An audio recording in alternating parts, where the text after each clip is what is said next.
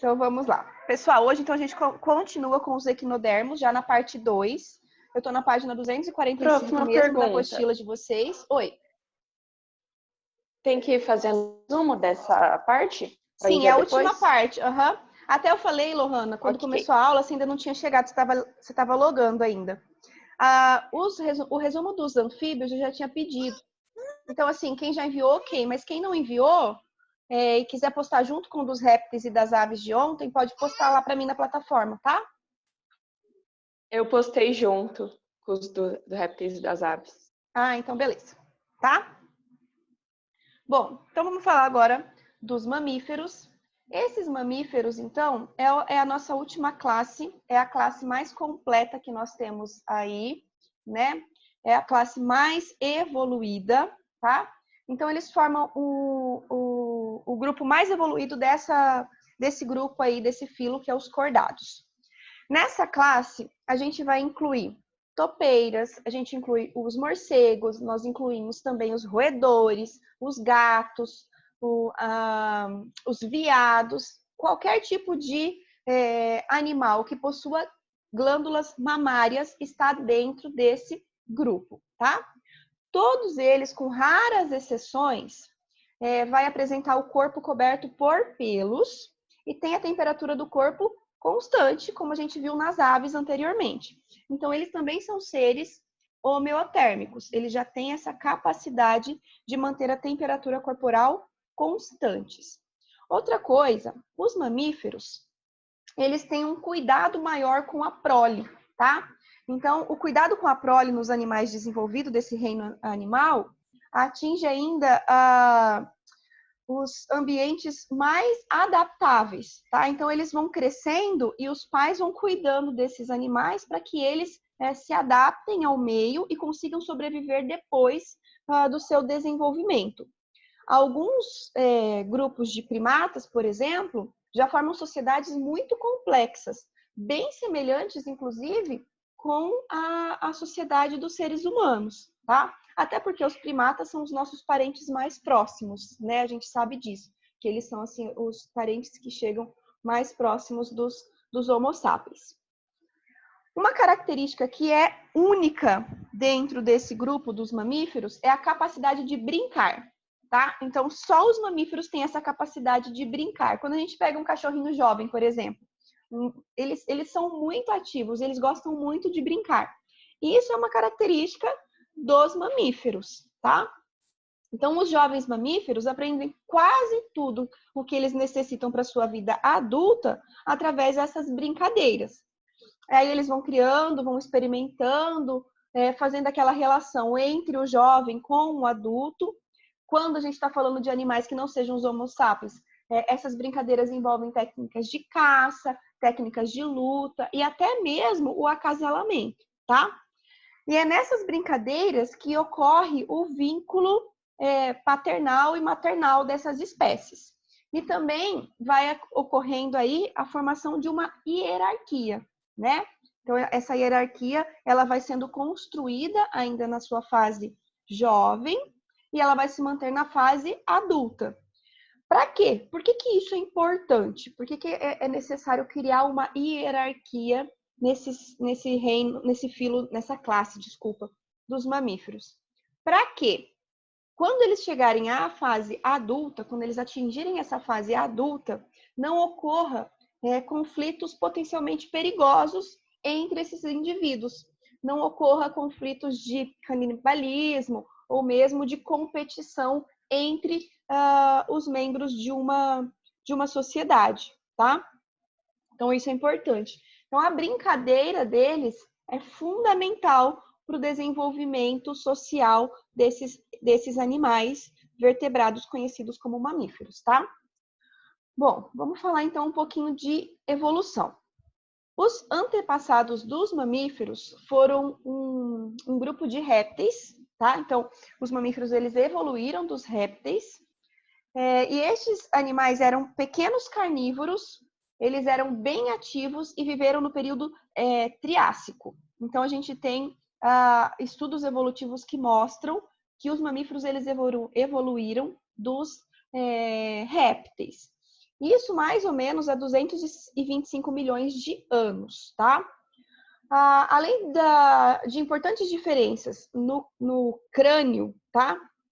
Eles desenvolveram um esqueleto um pouco mais leve e flexível do que esses répteis, tá?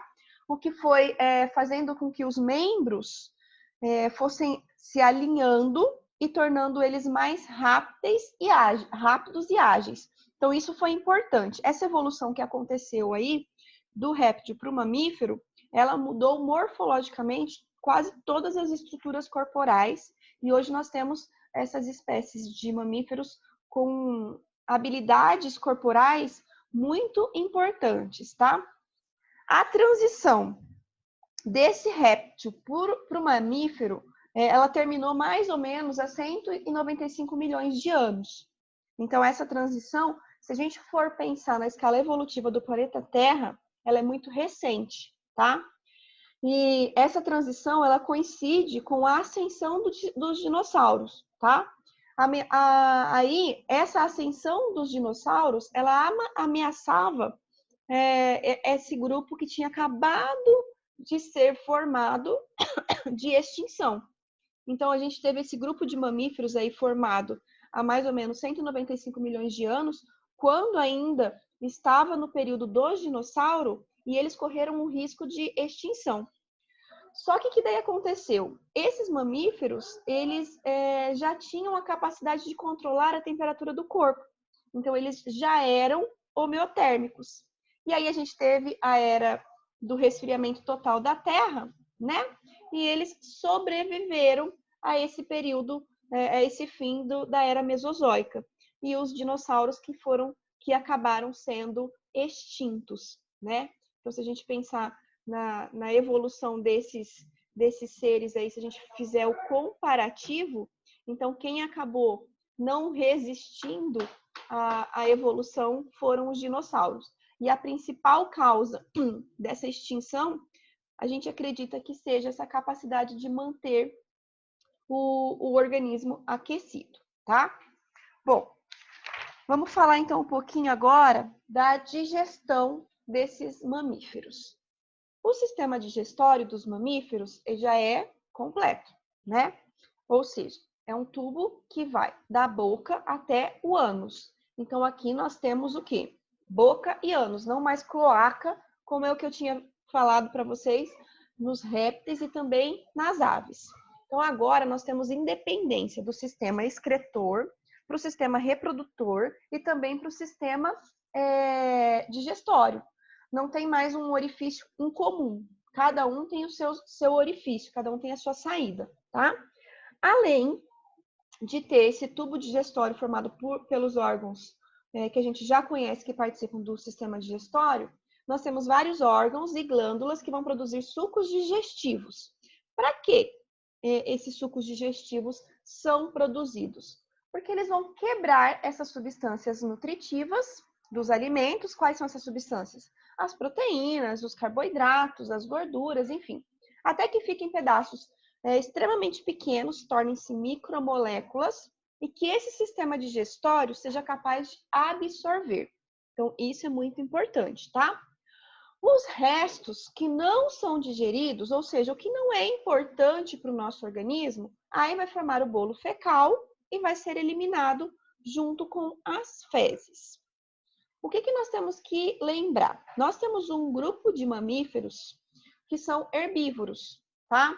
Então, o boi, o cavalo, a cabra, a girafa. Esse pessoal aí que é herbívoro, o que a gente sabe? Os mamíferos, eles não têm capacidade de digerir celulose. Nós não digerimos celulose. Mas esse grupo que é herbívoro, eles precisam digerir essa celulose. E aí eles contam com a ajuda de alguns micro-organismos, protozoários e bactérias, que vão fazer essa ação por eles. Então, esse grupo de herbívoros, a gente classifica eles como animais ruminantes. Por isso que eles estão sempre mastigando, porque eles engolem o alimento, esse alimento vai parar no primeiro estômago, onde vai ocorrer essa digestão feita por essas bactérias e também por esses protozoários, e aí o alimento volta para a boca. Quando volta para a boca, ele vai terminar a sua mastigação e vai deglutir novamente, e aí vai terminar todo o processo de digestão, tá? Então, por isso que ele é ruminante, porque passa pelo rumen, volta para a boca, e aí vai para o estômago, e assim termina o processo de digestão. E eles contam com a ajuda de bactérias e protozoários para fazer a digestão da celulose, porque assim como nós, eles também não conseguem digerir sozinho essa proteína e essa celulose, tá? Então, proteína não, desculpa, gente, a celulose é um açúcar, é um carboidrato. Então, eles têm 2 estômagos, os ruminantes. E a gente tem ainda conta com a dentição. A dentição, ela vai variar de espécie para espécie. Então, ela depende do tipo de alimentação, tá? Então, cada espécie tem um tipo de dentição que vai ser adaptado ao tipo de alimentação. Por quê? Porque os animais que precisam rasgar o alimento, eles vão ter os caninos mais desenvolvidos. Os animais que precisam só triturar o alimento, eles vão ter os molares mais desenvolvidos. Né? Aqueles que precisam cortar, vai ter os incisivos mais desenvolvidos. Por exemplo, os caninos dos cachorros, se a gente observar, eles têm os caninos muito mais pontiagudos do que outras espécies, porque eles rasgam a carne. Então, eles têm esses dentes mais desenvolvidos. E esses dentes, eles são rodeados por uma gengiva, né? Essa gengiva bem carnuda. E a gente tem 3 tipos de dentes na dentição. O que a gente chama de incisivo, que são esses dentes da frente aqui, que a gente utiliza para cortar, tá? Os caninos, que são esses dentes ponto-agudos, que na nossa dentição são 4, 2 embaixo e 2 em cima, que a gente utiliza para rasgar. E os molares e pré-molares, que são esses dentes chatos que ficam na parte de trás da nossa boca, que a gente vai utilizar para triturar o alimento, tá? Então, cada mamífero vai apresentar uma dentição diferente, adaptada para o seu tipo de alimentação. Dúvidas por enquanto? Posso continuar? Prof, Oi. o panda também é um mamífero, né? Também é um mamífero, herbívoro, Ah, sim. tá? Por isso que ele tem Tudo aqueles dentes, certo. por isso que ele tem aqueles dentão chato dele, tá? Porque ele tá sempre mastigando. Então ele tem os incisivos, que Sim, ele eles corta o também, bambuzinho, e ele tem os dentes molares bem desenvolvidos, que ele tá sempre roendo ali. eles também são bem brincalhão, né? Quando jovem, igual Muito, a senhora falou. muito, muito. Até a preguiça, que é um bicho bem lento, quando jovem, elas são bastante brincalhonas também. Até esses bichos que têm uma mobilidade mais reduzida. Quando jovens, são bastante brincalhão. Bom, então vamos continuar. Falamos então do processo de digestão. Agora vamos falar do processo de respiração. O processo de respiração ele é fenomenal, tá? Então agora esses mamíferos, eles já têm o corpo bem quentinho, então eles já são homeotérmicos, eles já mantêm a temperatura corporal, tá? E eles já têm mecanismos para resfriar também essa temperatura corporal, tá? Então, manter o corpo quente quando o ambiente resfria, ele vai requerer energia. Então, a gente já tem mecanismos para fazer isso, tá? E como que a gente faz para ter essa temperatura corporal constante?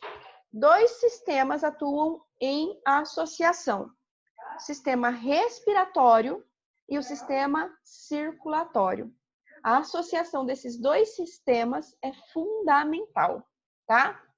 Então, se eu for descrever com outras palavras, a obtenção de energia, então, para captação de oxigênio e o seu transporte pelo corpo, assim também como transportar os nutrientes que vêm lá do sistema digestório pelo sangue, é fundamental para a manutenção dos processos energéticos que acontecem no nosso corpo, tá? Bom, a respiração, então, desses mamíferos acontece por pulmões bem desenvolvidos, que têm uma alta capacidade de absorção de ar. Então, são pulmões extremamente vascularizados, e essa respiração, ela acontece em dois processos mecânicos. O ato de inspirar, você vai ter a contração do diafragma, que é esse músculo que fica logo abaixo da caixa torácica aqui, tá? E também a contração dos músculos intercostais. Aí, quando você expira, você vai ter o relaxamento do seu diafragma e os músculos intercostais, eles relaxam e voltam para o seu local de origem. Quando inspira, essa caixa torácica ela enche, aumenta de tamanho, e quando expira, ela volta ao seu tamanho normal. Então, nós temos um conjunto de músculo bastante importante que vocês têm que saber aí. Então, o processo de inspiração e expiração depende dos músculos intercostais, que são os músculos que ficam entre as nossas costelas, e também do diafragma, que é esse músculo que fica logo abaixo da caixa torácica, tá? O processo de respiração, a gente tem que conhecer dois tipos de processo de respiração.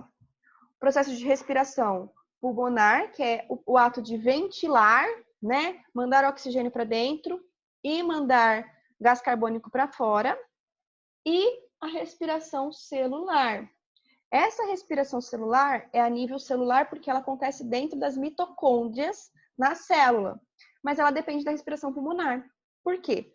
O oxigênio que entra no ato de inspirar, que vai lá para a sua corrente sanguínea, que vai para o seu coração e é bombeado para as células, é esse aí que vai entrar lá dentro da mitocôndria e vai fazer o processo de respiração celular e vai produzir gás carbônico, que vai sair da célula, vai para a corrente sanguínea, chega no coração, vai para o pulmão e aí é mandado para fora.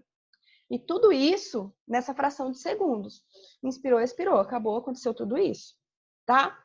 Então é importante que vocês saibam. Nós temos dois níveis de respiração. A respiração pulmonar, que ocorre a nível de órgãos, que é esse processo de ventilação, de trocas gasosas, e a respiração celular, que envolve aí a produção de energia e também como resíduo vai gerar gás carbônico. Tranquilo essa parte? Tranquilo. E aí? Tá. Então vamos continuar. Tá, de boa. Tranquilo. Agora vamos falar da circulação, para eu poder fazer a associação dos dois sistemas, então, que a associação dos dois sistemas é bastante importante. A circulação, ela acontece, então, por um sistema fechado, um coração dividido em 4 cavidades bem definidas, 2 átrios e 2 ventrículos. Não ocorre mistura de sangue e o sangue passa 2 vezes pelo coração, né? Então, nós temos aí uma circulação fechada, dupla e completa, tá? Então, como que vai acontecer todo esse processo que eu falei para vocês? Vou associar os dois sistemas agora. O ar inspirado vai passar por todo o seu sistema respiratório, tá? Laringe, traqueia, brônquios, bronquíolos, alvéolos. Quando chega nos alvéolos, eles são extremamente ramificados por capilares. Esse oxigênio atravessa os alvéolos e vai para os capilares sanguíneos. Dos capilares sanguíneos, esse sangue, que agora está rico em oxigênio, que a gente chama de sangue arterial, ele vai ser bombeado até o seu coração, tá? Ele vai ser encaminhado até o seu coração por uma veia pulmonar. É a única veia do nosso corpo que transporta sangue arterial. Então, ela sai do pulmão e vai para o coração, tá?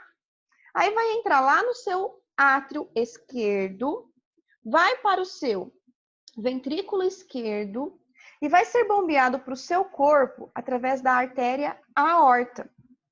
A artéria aorta vai bombear esse sangue para todas as partes do corpo. Essa artéria vai se ramificando em arteríolas, vai se ramificando em capilares e atinge as células.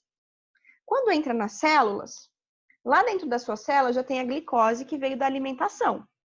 Aí lá na mitocôndria, essa glicose, junto com o oxigênio que chegou lá agora, junto com o seu sangue arterial, acontece a respiração celular. Na respiração celular, produz gás carbônico, água e ATP, energia. O ATP é utilizado pelo seu corpo para fazer todas as suas funções. A água, ela vai ser um veículo aí, vai circular pelo seu corpo, vai ser expelido no processo de transpiração, enfim, vai estar aí no seu corpo. e o gás carbônico vai sair, vai fazer o processo inverso. Então, esse gás carbônico sai pelos capilares, entra no sangue, formando sangue venoso. Vai ser caminhado por veias, porque daí não pode ter refluxo e as veias têm válvulas. Vai entrar no coração pelas veias cavas superior e inferior, pelo átrio direito. Vai passar pelo ventrículo direito. E aí vai ser bombeado para o seu pulmão pela artéria pulmonar. A única artéria do seu corpo que transporta sangue venoso. Quando chega lá no seu pulmão, através dessa artéria pulmonar, esse sangue venoso vai passar para os capilares e lá nos alvéolos o gás carbônico é coletado e vai fazer o processo inverso. Então vai sair dos alvéolos, bronquíolos, brônquios, traqueia, laringe e aí vai para as cavidades nasais e é eliminado, tá? Boca. A gente elimina os gases pela boca, principalmente. Então, esses dois processos, estão vendo como que estão associados e é fundamental para a manutenção da temperatura corporal também. Dúvidas, perguntas, porque esse aí é um processo que vocês têm que entender bem certinho. Não estou com dúvida. Tá, ficou bem claro então, né? Sim. Ótimo. Bom, reprodução. Reprodução desses mamíferos aí tem o ritual de acasalamento, tá? Então a gente fala que tem um namoro antes do acasalamento. A fecundação é interna. O macho, ele deposita o esperma dentro do corpo da fêmea. E aí, dentro do corpo da fêmea que ocorre o encontro dos gametas. Então, esses seres mamíferos são vivíparos. Por quê? Os filhotes nascem após serem gerados dentro do corpo da mãe, dentro do útero da mãe, tá? Essa gestação dos mamíferos, o tempo dela depende de mamífero para mamífero, tá? Então, de espécie para espécie. E o desenvolvimento interno depende da placenta. Então, os mamíferos são seres placentários. Isso é importante, é um anexo embrionário que surge aqui nos mamíferos. Aqui a gente tem os seres placentários. E é agora que a gente tem a determinação desse grupo, mamíferos. Por quê? É durante o desenvolvimento do bebê que a gente vê a produção de leite. Então, as mães possuem glândulas mamárias, o único grupo que possui esse tipo de glândula, e ela vai nutrir o seu bebezinho durante o seu desenvolvimento ali, até chegar na fase jovem, que ele começa a se alimentar sozinho, tá? Então, por isso, a gente tem aí essa nomenclatura mamíferos. Pessoal, só a nível de curiosidade, que a apostila de vocês não traz certinho ainda, mas nós temos os mamíferos que são chamados de mamíferos monotremados. Nesse grupo de mamíferos monotremados, nós temos o ornitorrinco e a equidna. Esses animais, eles põem ovos, como os répteis, tá? De onde vai nascer o embriãozinho. E aí, esses animaizinhos terminam o desenvolvimento deles dentro de uma bolsa. Então, tem todo esse processo. E depois eles ficam lambendo leite pela mãe dentro dessa bolsinha. Então, esses bichinhos monotremados não têm mamilos, ao contrário dos outros grupos. Então, esses monotremados,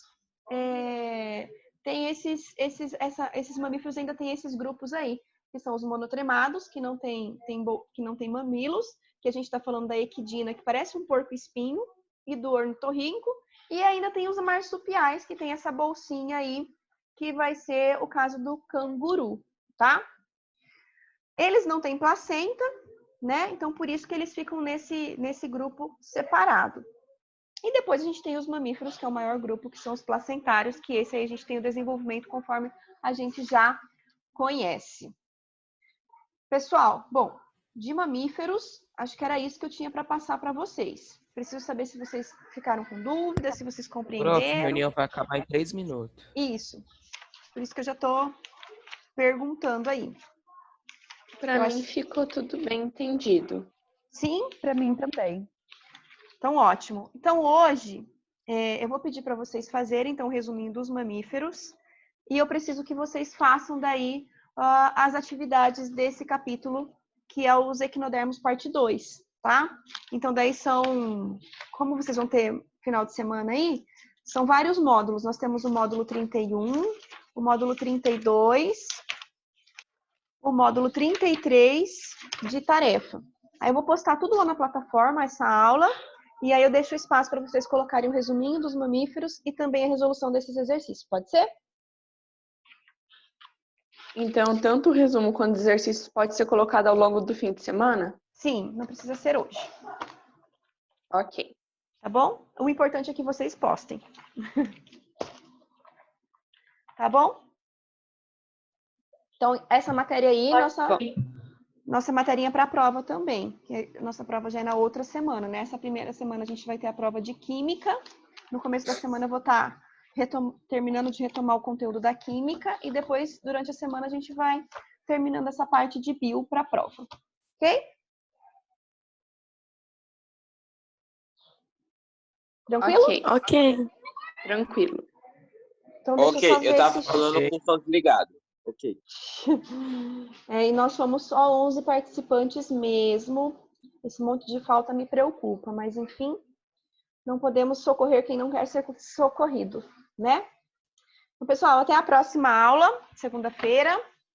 Cuidem-se, fiquem em casa.